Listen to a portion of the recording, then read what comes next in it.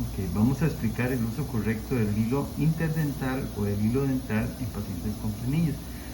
Tenemos el Superfloss, que es una hebra precortada, aquí la vemos, viene cortadita, ok, dispensada, pero el hilo dental común y corriente, lo cortamos. ¿Cuál es la diferencia entre uno y otro? Pues el Superfloss tiene una puntadura como una agujita que permite enhebrar entre diente y diente. El hilo dental no, el hilo dental corriente no. De hecho, cuando se moja con saliva, esto se vuelve muy difícil de manipular.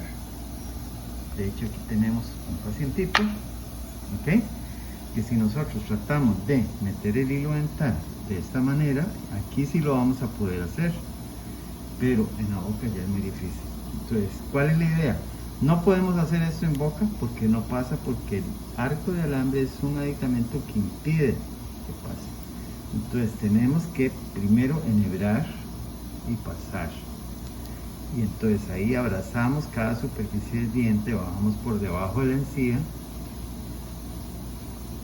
Ahí bajamos por debajo de la encía y limpiamos. Con el otro hilo dental que ya viene precortado, es más fácil porque la puntita dura uno la pasa en un diente, luego en otro diente, y lo que vamos a hacer entonces aquí al pasarlo es pasar la parte esponjosa que vamos a pasar entre diente y diente en la zona interproximal y vamos a limpiar cada superficie. Esa es la forma correcta de usar el hilo dental. Y esto lo podemos hacer, esta misma hebra la podemos usar en todas las superficies.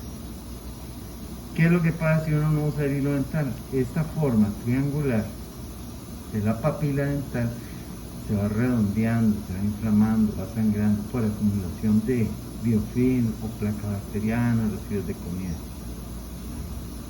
Y eso es importante evitar. Se debe usar el hilo dental por lo menos en la mañana y en la noche.